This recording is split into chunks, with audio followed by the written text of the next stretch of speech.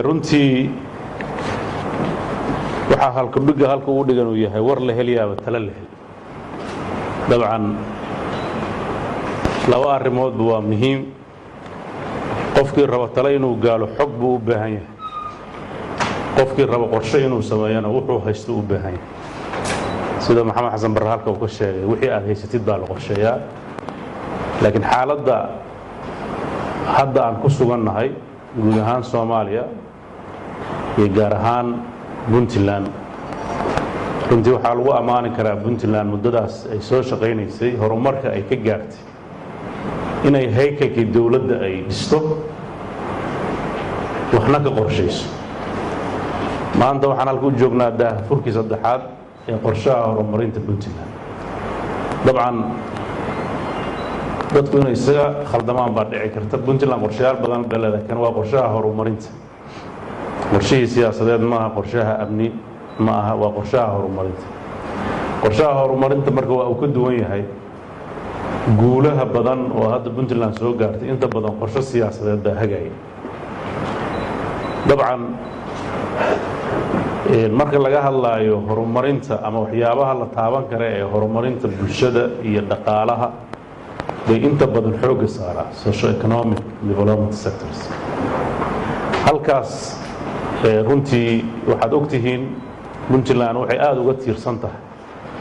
deeqaha ay hesho ayay ku salaysan yahay inta badan. laakiin qorshahan sida wasaaraddu caddaysay, siyaasadda dawladdana ka mid ah, waxaan rabnaa inaan kuwii hore wax ka beddelno oo ku darno qorshaha qaybta suuragalka ee dalka ka imaanaysa. qaybtaasoo laba meelood ka imaanaysa, inuu qorshahaas ku talagalkiisa qayb ka midna dawladda ka yimaado, qayb ka midna uu private sector ka yimaado ama ganacsatada ka yimaado. waxa aan u soconno ugu dambayn waa inaan dadkeenna adeegga ay u baahan yihiin aan siino. si adeegga ay u baahan yihiin dawladda u siiso, dawladdu waxay u baahan tahay dakhli ay qorshaysato oo ay markaa ummaddu u celiso. dakhliga dawladdu ama revenue-gu wuxuu ka yimaadaa waa canshuuraha. haddii dhaqaalaha iyo ganacsiga dalku u horumarsaneen, naftirkeeda dawladdu meel ay canshuur ka helayso ma jirto. marka ahmiyadda koowaad dawladdu waxay siinaysaa in dadka canshuurta laga helo ay kobciso fursadaha ay ku heli lahaayeen iyaga dakhli intaysan bixin canshuurta. marka waxaan xoogga saaraynaa sidii loo horumarin lahaa ganacsiga iyo maalgashiga. dabcan dhaqaalaha iyo ganacsiga farqi baa u dhexeeya, luqadda Soomaaliya isku soo laalaabataa dhici karta. marka waxaan aad u kobcinaynaa maalgashiga iyo ganacsiga si dadkeenna ganacsatada ay dakhli u helaan, dawladduna dakhligaas ay canshuur uga hesho. waxaa kaloo dawladdu qorshaheeda ka mid ah in ay dakhliga hadda ay hesho wuxuu u badan yahay canshuuraha ka yimaada customka, inay hesho sida halka laga sheegay canshuuraha indexka loo sameeyey, inay hesho dakhliga kala duwan ee canshuuruhu u qaybsamaan intii hadba suuragalka ah. custom duty-gu waa qayb ka mid ah, laakiin waxaad ogtihiin canshuuruhu qaybo kaloo badan bay leeyihiin. waxaan rajaynaynaa qaybo yaryar oo la qaado waa jiraan, laakiin dawladda Puntland waxaa qorshaheeda ka mid a inay kobciso dakhliga ka soo gala qaybaha kala duwan ee canshuuraha ee dalku leeyahay. markaas waxaa sahlanaanaysa qorshaha horumarineed ee dawladdu ku talagalka dhinaca dawladda ka imaanaya haddii ilaahay. wuxuu halka ka sheegay wakiilkii qaramada midoobay u hadlayey, waxaa la yidhahdaa sustainable development goal ama lacagta lagu bixiyo arrimahaas inay shardi u tahay inay dawladdu iyadana qayb ka qaadato. yacni barnaamijyada dakhligaas dalka Soomaaliya ama Puntland ma helayso haddaysan qayb ka mid a iyaduna ay ka qayb qaadan. sida ku cad qorshayaasha miisaaniyadda dawladda 2% ayaa tacliinta iyo caafimaadka ku baxaa la yidhi. inkastoo buug ahaan intaa ka badan ay mararka qaarkood ugu dhigan tahay, laakiin haddana waxaa ogaataan waa maamulka keliya ee kharashkiisa xagga dawlad socodka ah daboola Puntland. dhinacaas marka laga fiiriyo waxaa la oran karaa waa wax weyn bay qabsatay dhinaca kale marka laga fiiriyo requirements-kii laga rabay ma ay gaari karto waxaa kaloo kala duwan arrimaha maxamed xasan barre uu ka sheekeeyey oo Soomaaliya Paris Club u tagi jirtay qorshayaal bay samaysan jirtay lacago ama deyn ah ama grant abay doonan jirtay laakiin kuwa hadda hay'adaha laga doonayo labadii midna ma aha waa lacago humanitarian iyo waxyaabo yar yar oo loogu talagalay dadka in lagu gargaaro marka qorshe horumarneed kuwa ma lagu dhis karaa su'aasha maanta يعني Soomaaliya ilaa iyo hadda ama halka ha joogta ama xagga ha joogaane wixii Paris Club loo tagi jiray ilaa hadda lama qaadan sababaha ugu weyn waxa weeye deemankii hore oo wali taagan oo aan dalka laga cafi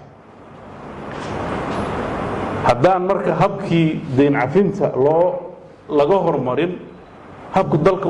u ekaanayo markuu deyntaas ama laga cafiyo ama dib loogu dhigo